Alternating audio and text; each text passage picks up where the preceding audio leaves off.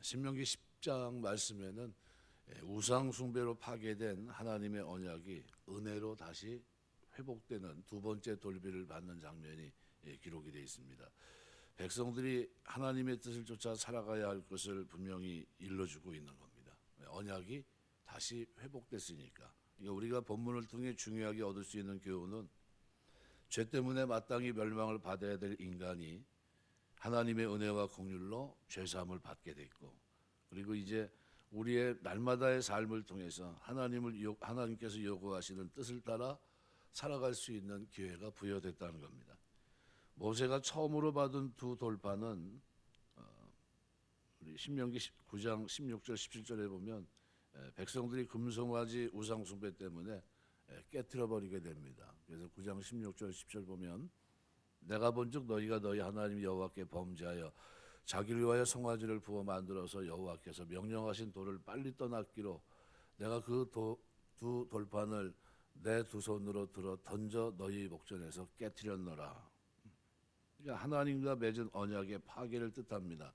하나님과의 관계가 단절되고 백성은 죽음을 당하게 되는 겁니다. 그런데 모세가 생명을 건 중보기도 덕으로 용서를 받고 그리고 두 번째 돌비가 주어집니다. 이것이 하나님의 긍휼이고 역사적 사건의 의미로는 회복이라고 생각이 됩니다. 백성들은 죽을 수밖에 없었지만 다시 언약을 갱신하면서 언약의 위치로 회복이 됩니다. 다시 십계명을 주신 것은 목적지 가나안을 다시 주시겠다는 약속인 겁니다. 저들이 금송아지를 만들고 애굽으로 돌아가자 했을 때 저들은 가나안을 잃어버린 것과 같습니다. 그런데 다시 십계명을 받은 것은 가나안을 다시 얻은 것과 같습니다. 그러니까 두 번째 돌비는 축복을 회복시켜 주시겠다는 약속입니다. 두 번째 주신 십계명의 의미는 뭘까? 우리와 무슨 관계가 있느냐? 또 우리에게 주시는 교훈의 말씀은 뭔가? 오늘 본문 10장 5절 말씀에 보면 내가 돌이켜 산에서 내려와서 여호와께서 내게 명령하신 대로 그 판을 내가 만든 궤에 넣었더니 지금까지 있느니라. 지금까지 있다, 이게 무슨 뜻입니까? 그러니까 지금까지 두 번째 돌비는 바로 예수 그리스도를 말씀합니다. 예수님은 율법을 폐하러 오신 분이 아니라 율법을 완전케 하기 위해서 오신 분입니다. 예수님에서는 요한복음 10장 35절 말씀대로 성경을 폐하지 못하나니 그랬습니다. 처음 돌판이 산산조각으로 깨어진 것은 이스라엘이 전적으로 실패했다고 하는 슬픈 이야기입니다. 인간은 인간의 행위로는 구원에 이를 수 없고 죽음에 이를 수밖에 없는 슬픈 존재입니다. 그러니까 궤 안에 조금도 손상이 없이 보관된 두 번째 돌비는 예수 그리스도로 말미암아 구원에 이르는 안전하고도 확실한 진리를 우리에게 가르쳐주고 있습니다. 이 두 번째 돌비에서 우리가 깨닫는 진리는 인간은 전적으로 타락했고 무능하고 만사가 실패뿐이지만 하나님의 은혜와 긍휼은 영원토록 확고하다는 겁니다. 변함이 없다는 겁니다. 두 번째 돌비에 대해서 모세가 반복하고 반복해서 광야 태생에게 되풀이하고 가르쳐주는 것은 하나님의 긍휼입니다. 그 인자하심과 선하심이 영원함입니다. 그러니까 하나님의 은혜와 긍휼을 반복해서 계속 반복하는 이유는 뭡니까? 그 하나님의 뜻을 전달하는 겁니다. 같은 맥락에서 사도 바울은 빌립보서 3장 1절에서 정말로 너희 형제들아 주 안에서 기뻐하라. 너희에게 같은 말을 쓰는 것이 내게는 수고로움이 없고 너희에게는 안전하니라. 왜 그런 얘기를 할까요? 반복되고 반복되는 건 중요하기 때문이에요. 그걸 계속 얘기하는 거죠. 그러니까 주님만이 우리를 하나님과의 관계에서 회복시켜서 천국을 소유하게 하시는 분이기 때문에 주 안에서 기뻐하라, 이런 말씀입니다. 이 말씀은 아무리 반복해도 너무나 소중한 진리의 말씀이기 때문에 바울에게는 수고로움도 없고 우리에게는 안전하다, 이런 얘기예요. 우리가 어제 모세가 지금 뭐예요? 수고로움이 없고 우리에게는 안전한 말씀을 반복하고 있는 겁니다. 이제 두 번째 돌비 그리스도 안에서의 율법의 완성, 이걸 얘기하는 겁니다. 그러니까 우리가 우리의 행위대로 벌하신다면 여기 앉아 있을 사람이 누가 있겠습니까? 여기 설교를 어떻게 하고 있겠냐는 거죠. 그러니까 예수 그리스도의 십자가의 공로, 바로 주님의 중보기도로 우리가 살 수 있습니다. 모세는 하나님의 긍휼하심에 감사하면서 반복해서 말씀했듯이 예수님의 은혜에 대해서 바울은 내가 모든 것을 잃어버리고 주님 한 분을 얻었다고 말씀합니다. 그리스도 안에서 모든 것을 발견하였다고 고백합니다. 이 그리스도 안에서 하나님과의 언약의 회복이 있기 때문에 바울은 그리스도 한 분으로 만족합니다. 두 번째 돌비에서 우리가 중요하게 얻을 수 있는 교훈은 그래서 회복입니다. 회복. 하나님이 찾아오시는 거죠. 언약의 회복, 축복의 회복. 우리는 죄로 말미암아 멸망당할 수밖에 없는 인생입니다. 그런데 하나님이 예수 그리스도의 보배로운 피 흘림으로 우리는 성도라 칭함을 받고 언약의 백성으로 축복을 받았습니다. 그러므로 우리 그리스도로 말미암아 회복의 역사로 완전히 새로운 피조물이 됩니다. 이전 것은 지나갔으니 보라 새 것이 되었도다. 전혀 새로운 피조물을 말합니다. 우리는 그가 만드신 바 앞에 완벽한 작품이라는 게, 그러니까 구원해 주신 하나님의 은혜와 지금도 죄를 용서해 주시는 하나님의 긍휼을 잊지 말고 우리가 감사하면서 하나님의 요구에 헌신할 수 있는 그런 성도 되시길 주의 이름으로 축원합니다. 그리고 오늘 본문 말씀은 특별히 하나님의 주권에 대해서 설명합니다. 특별히 6절 보시면 6절에서 9절까지 쭉 볼 수 있는데 6절, 8절 보시면 이스라엘 자손이 브에롯 분해 아간에서 길을 떠나 모세라에 이르러 아론이 거기서 죽어 장사되어 그의 아들 엘르아살이 그를 이어 제사장의 직임을 행하였으며 8절에 보면 그때 여호와께서 레위 지파를 구별하여 여호와의 언약궤를 매게 하며 여호와 앞에 서서 그를 섬기며 또 여호와 이름으로 축복하게 하셨으니 그 일은 오늘까지 이르느니라. 하나님의 통치와 은혜를 말씀하는 하나님의 주권을 기록한 겁니다. 우리가 살아가면서 말씀 앞에 순종이 하나님의 주권과 섭리를 인정하는 행위입니다. 하나님 말씀 앞에 늘 순종하며 살게 되시길 주의 이름으로 축원합니다. 이 지나온 장소, 아론의 죽음, 엘르아살의 제사장 직임, 레위를 선택하는 일, 지나온 사건을 이야기하는 목적이 따로 있습니다.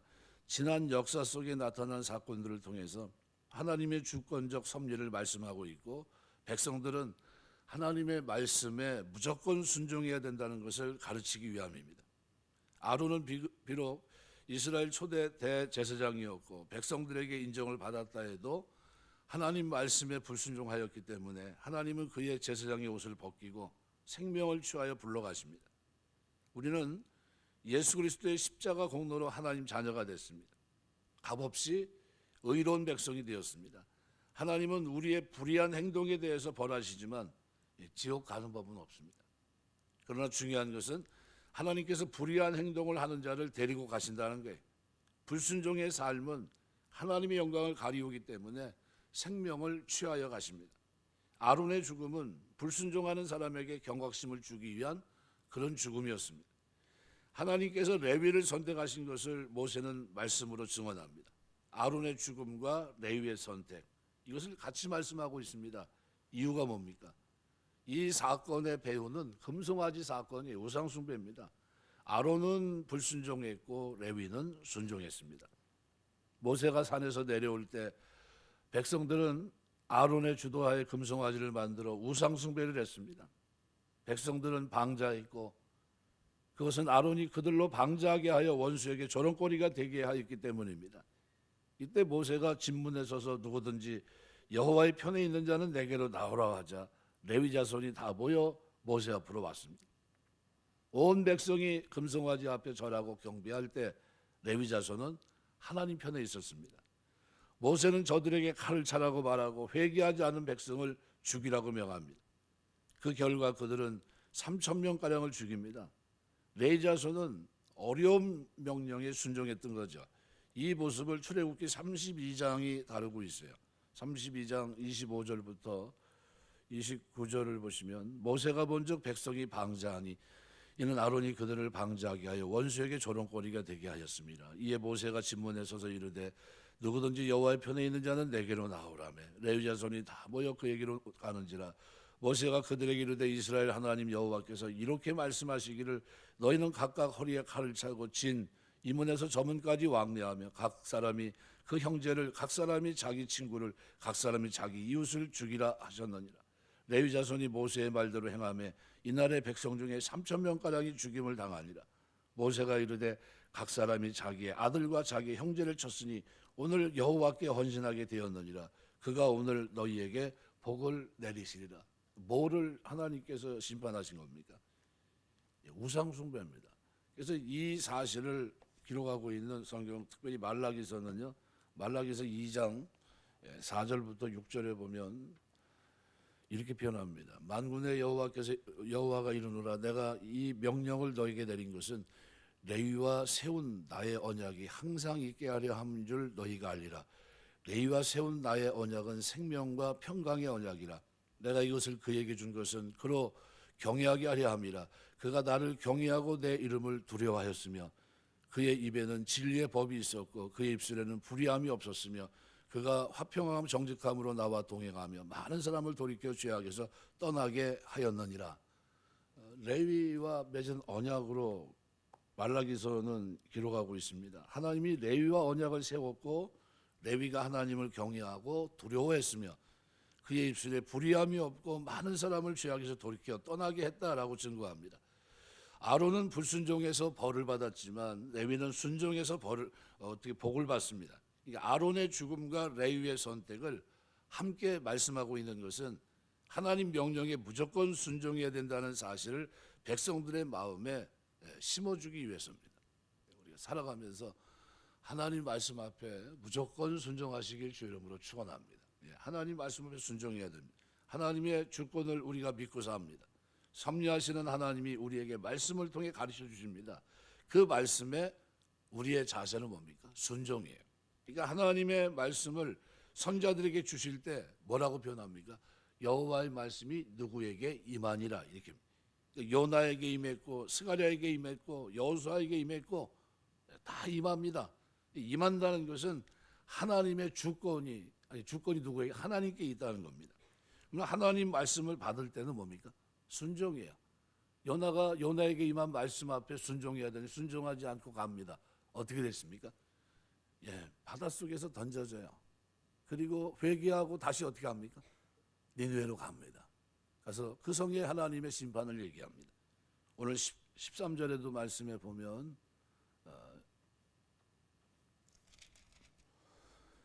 이렇게 표현합니다. 내가 오늘 내 행복을 위하여 내게 명하는 여호와의 명령 규례를 지킬 것이 아니냐. 누구 행복을 위해서요? 오늘 우리를 위해서입니다. 하나님 명령을 따르는 길이 참된 행복의 길입니다. 살아가면서 그 말씀 따라 사시길 주의 이름으로 축원합니다. 가장 복 있는 사람이 뭡니까? 그 말씀을 주야라 묵상하여 그 가운데 기록한 대로 다 지켜 행하는 사람이 복 있는 사람이. 구약 이스라엘 백성보다 신약 백성들은 더 큰 축복을 받았습니다. 왜요? 우리 안에 거하시는 성령 때문입니다. 성령께서 말씀을 깨닫게 하시고 말씀 앞에 순종하게 하십니다. 그러므로 신약의 성도들은 구약의 성도보다 더 말씀에 순종할 수 있고 또 순종해야 됩니다. 왜요? 깨닫는 은혜가 있지 않습니까? 말씀을 듣기만 하고 보지도 못했던 구약과는 비교해 볼 때요, 우리 직접 눈으로도 볼 수 있고요, 들을 때 성령께서 깨닫기도 하시고, 그러면 순종의 강도가 어디에 더 높아야 됩니까? 구약보다 신약이 더 강도가 있어야죠. 그래서 예수님은 산상설교회에서 십계명을 말씀하실 때 구약 백성에게 요구한 삶보다 신약 성도들에게 요구한 삶이 더 강합니다. 그러니까 더 거룩하고 더 우리가 볼 때는 경건한 그런 모습이 신약입니다. 우리가 살아가면서 더 거룩하고 더 경건하시길 주의 이름으로 축원합니다. 그러니까 하나님 말씀은 우리 삶의 이정표입니다. 우리 인생이 행복하고 우리가 복을 받기 위해서 또 천국에 가기 위해서 이것을 행하고 저것은 하지 말라고 하나님 말씀합니다. 이 말씀을 사랑함으로 복을 받는 여러분 다 되시길 주의 이름으로 축원합니다. 말씀을 맺겠습니다. 정신병자가 입원해서 그리고 퇴원을 해야 되는데 퇴원이 잘 안 됩니다. 구분이 잘 안 되기 때문이죠. 다 났는지 안 났는지 구분이 잘 안 돼요. 어떤 의사 한 분이 이 문제를 해결하기 위해서 한 가지 방법을 고안해냈습니다. 퇴원시킬 환자에게 테스트를 해보는 겁니다. 방에 들어가서 수도꼭지를 틀어놓고 물을 조금씩 흐르게 한 다음에 방바닥에 물이 흐를 거 아닙니까? 흥건히 젖어갈 때 환자에게 걸레를 주면서 바닥에 물을 닦으라고 합니다. 환자가 먼저 수도꼭지를 잠그고 바닥을 닦으면 다 치료가 돼서 이제 나가도 되겠구나 생각하는 것이고요. 계속 바닥에 물만 닦고 있으면 아직 치료가 안 됐구나 이렇게 판정한다고 합니다. 무슨 얘기냐면요. 근본적인 문제가 해결이 돼야 됩니다. 근본적인 문제. 하나님 사랑이에요. 이 하나님 사랑하라 이 근본 문제 해결하시길 주의 이름으로 축원합니다. 사랑하면 말씀 앞에 순종하는 거예요. 사랑하지 않으니까 자기 멋대로 사는 겁니다. 그러니까 우상도 섬기고 말씀을 저버리고 분명히 깨달은 말씀을 등에 던지는 겁니다. 신속히 떠나버리는 거예요. 그러니까 하나님 사랑하면서 이 땅을 살게 되시길 주의 이름으로 축원합니다. 그래서 오늘 본문에 기록한 그대로 하나님 우리에게 구약 이스라엘 백성이 두 번째 돌비를 주셨습니다. 참 하나님의 긍휼이에요. 하나님의 긍휼이 아니었다면 어떻게 우리가 구원받을 수 있겠습니까? 자랑할 것이 아무것도 없고요. 그 하나님의 은혜 앞에 우리가 감사하면서 우리가 이 땅을 살아갑니다. 살아가는 내내 하나님의 주권을 인정하셔야 돼요. 그분이 말씀하시면 그죠?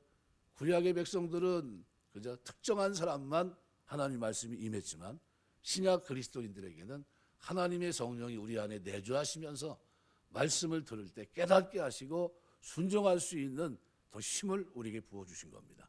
그럼 그 힘을 가지고 어떻게 해야 돼요? 말씀 앞에 깨닫는 말씀 앞에 순종하고 그 길을 걸어갑니다. 그것이 복이라는 거예요. 그것이 복이에요. 우리 하나님 백성으로 사는 동안 하나님 사랑하기 때문에 말씀 앞에 순종하며 사는 이 축복이 저와 여러분의 믿음 생활 속에 늘 충만케 되시길 주의 이름으로 축원합니다. 기도하겠습니다.